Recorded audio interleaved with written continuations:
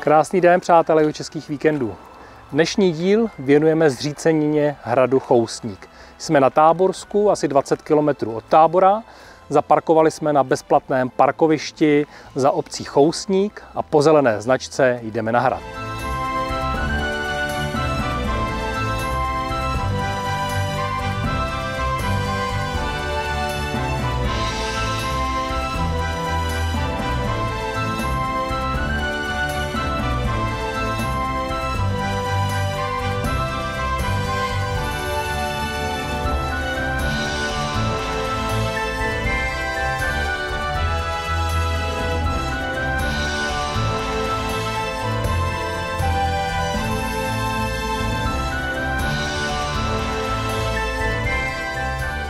Asi po půl kilometru od parkoviště po zelené značce jsme u hradu Choustník.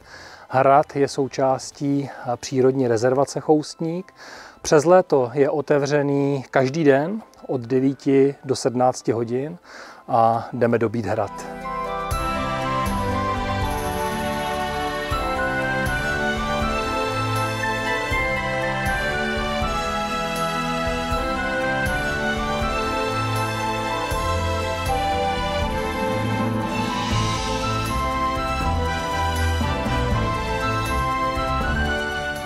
Hrad založil Beneš z Choustníka po roce 1262. Jeho potomci Beneš a Jan z Choustníka žili na hradě společně a rozdělili hradní jádro na dvě oddělené části. V Čechách byl podobně rozdělen jen hrad Skála. Další rozvoj hradu nastal až v 15. století, kdy kolem něj bylo vybudováno masivní opevnění s dvěma dělostřeleckými kruhovými baštami, které se osvědčilo v období husitských nepokojů. Hrad zůstal nedobyt.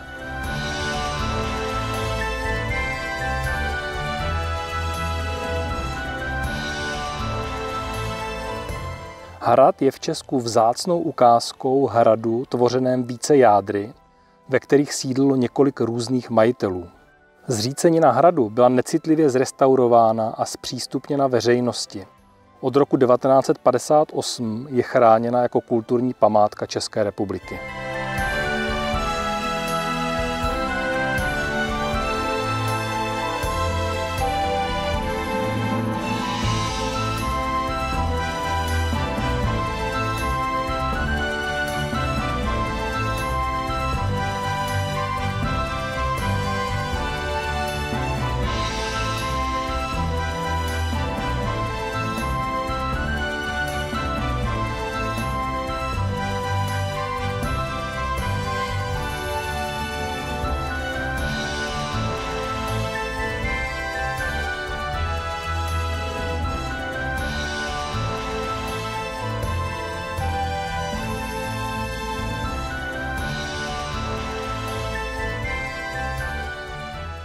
Hrad měl dvě čtyřhranné palácové věže.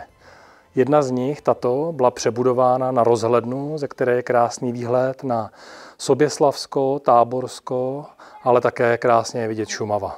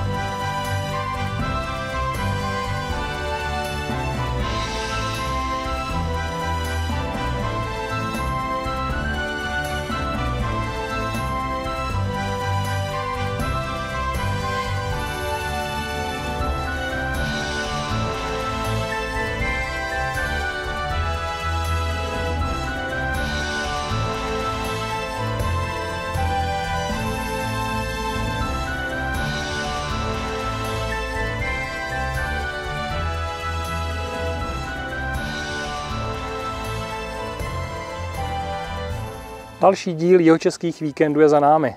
tentokrát z Táborska, romantická zřícenina hradu Choustník.